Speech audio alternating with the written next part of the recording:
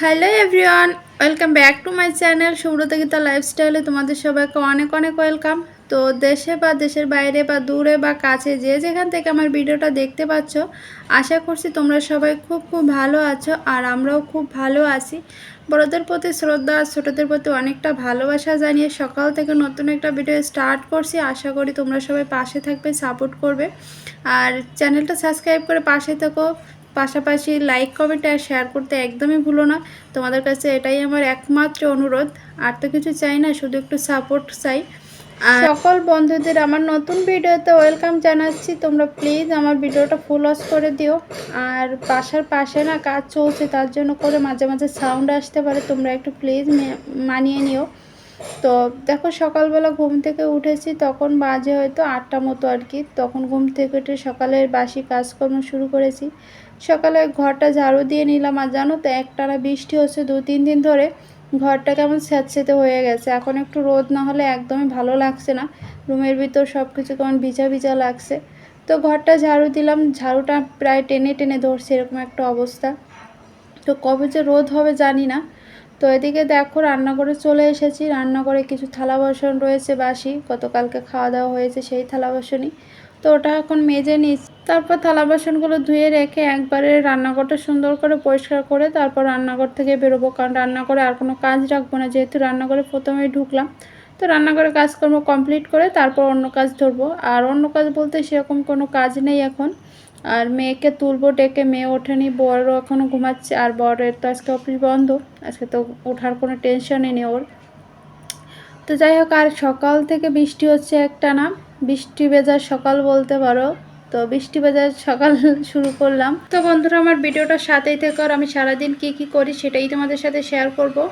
আর এদিকে দেখো থালা বাসনগুলো আমার ধোয়া হয়ে গেছে, ধুয়ে এখন টেবিলটার উপর নিয়ে এসেছি। আমি তো এটাই প্রতিদিন করি, থালা বাসনগুলো টেবিলটার উপর জল ঝরাতে রেখে দিই, তারপরে ব্যাগে রেখে দিই। আর তোমাদের তো বলেইছিলাম যে সকাল থেকে একটানা বৃষ্টি হচ্ছে।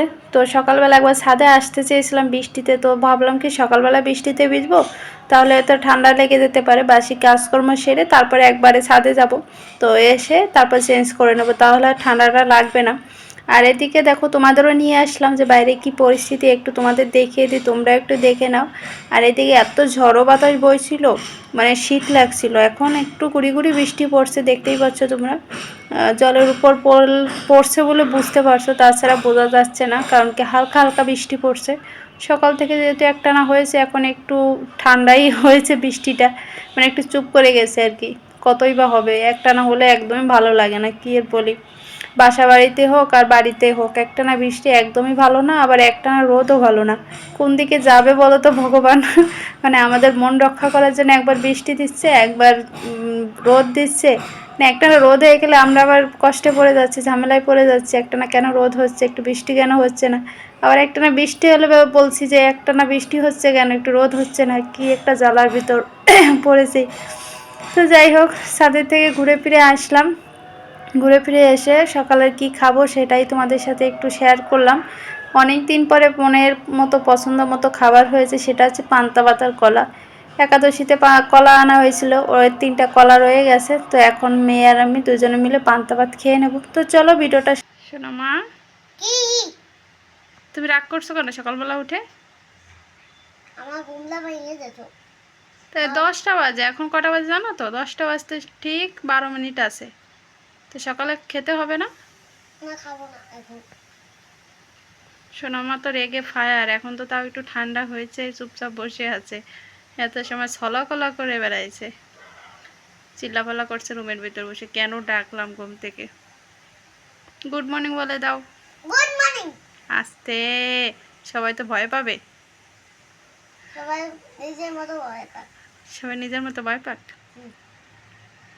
বাবার মতো একদম কুম্ভকর্ণ আর কুম্ভকর্ণর মেয়ে, পরে পরে এরা ঘুমাবে।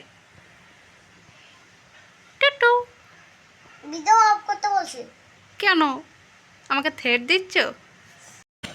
তো বন্ধুরা অনেকটা সময় পর রান্না করে আসলাম। আর আজকে যেহেতু শুক্রবার, রান্নাবান্নার অত চাপ নেই, যে অফিসে যাবে আর কি, খাবার দিতে হবে টাইম টু টাইম। তো তার জন্য করে একটু দেরি করে আসলাম। খাওয়া দাওয়ার পর অনেকটা সময় রেস্ট নিয়েছি, মেয়ের সাথে সময় কাটালাম, তো তারপরে রান্নাঘরে আসলাম। তো বরের ছুটির দিনটা এইটুকু সুবিধা হয় যে তাড়াহুড়ো করে রান্নাবান্নাটা করতে হয় না। তাছাড়া প্রতিদিন তাড়াহুড়োর ভিতর দিয়ে কাজকর্মগুলো কমপ্লিট করতে হয়। তো চলো এদিকে সবজি টবজি কেটে নিয়েছি, এখন রান্নাটা বসিয়ে দেবো। তো চলো রান্নাবান্নার পর আবার দেখা হচ্ছে। তো এখানটায় দেখো সমস্ত রান্নাবান্না আমার হয়ে গেছে আর আমরা খেতে বসে পড়েছি। কি রান্নাবান্না করলাম সেটা একটু শেয়ার করে দিই। এখানে কচুঘাটি আর হলো তেলাপিয়া মাছ দিয়ে তরকারি করেছি, সাথে দিয়েছে হচ্ছে কই মাছ। আর এই তরকারিটা দিদি দিয়ে গেল নিরামিষ সবজি আর কি, গাঠি আলু দিয়ে পনির দিয়ে। আর এটা হচ্ছে লাল শাক আলু দিয়ে আর হচ্ছে তেলাপিয়া মাছ দিয়ে ঝোল করলাম। এটা মানে ফার্স্টে করলাম, এর আগে কোনো দিন খাইনি। বর বললো যে লাল শাক আলু দিয়ে তরকারি করো, তার জন্য করে করলাম, দেখা যাক কেমন হয়। আর এখানে ছিল মাছের তেল, পেঁয়াজ দিয়ে ভাজি করেছিলাম। তো চলো এখানে আমরা সবাই মিলে বসে খাওয়া দাওয়াটা করে নিচ্ছি।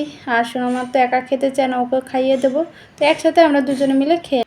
গুড ইভিনিং বন্ধুরা, তোমরা সবাই কী করছো? আর আমি শুয়ে শুয়ে টাইম পাস করছি, সময় পাস করছি। তো এখন বাজে হচ্ছে 6:20। শুয়েই আছি সারাদিন বাসায়। আজকে তো শুক্রবার, কিন্তু শুক্রবার মনে হচ্ছে না, রুমে বসে বসে বোরিং হচ্ছি। তো শুয়ে শুয়ে টিভি দেখছি, কত সময় মোবাইল দেখলাম। মোবাইল দেখতে দেখতে মাথা ধরে গেছে। আর বৃষ্টি যেহেতু হচ্ছে বাইরে, তো ছাদেও যেতে পারছি না। শুয়ে শুয়ে দিদি নাম্বার 1 দেখছি, আমার ফেভারিট শো। এটা না দেখলে পরে বিকালবেলা আমার মানে সময়ই কাটে না, এরকম একটা অবস্থা। আর এদিকে মেয়ে তো ফোন দেখছে, আর বর মাথায় বালিশ চাপা দিয়ে ঘুমিয়ে আছে। আর যাই হয়ে যাক, বাইরে কিছু হোক আর না হোক, ঘুম, একটানা ঘুম। আর বাইরে বাতাসও হচ্ছে, ঠান্ডা ঠান্ডা লাগছে। আর আজকে দেখো গাছটা একদম ফুলে ভরে গেছে, কত সুন্দর ফুল ফুটেছে। অনেকগুলো ফুল ফুটেছে, অনেকগুলো, পুরো গাছটা ভর্তি ফুল। বাইরের পরিবেশটা দেখে না মনে হচ্ছে না যে বর্ষাকাল চলছে, মনে হচ্ছে শীতকাল চলছে। কারণ শীতের সকালে ভোরবেলা দেখবে একদম কুয়াশা পড়ে, কুয়াশায় ঢেকে যায়। অতটা পড়েনি যে একদম কুয়াশা কিছু দেখা যাচ্ছে না, কিন্তু অনেকটা পড়েছে জানো তো। বর্ষাকালে যে এতটা কুয়াশা পড়ে এই প্রথম দেখলাম।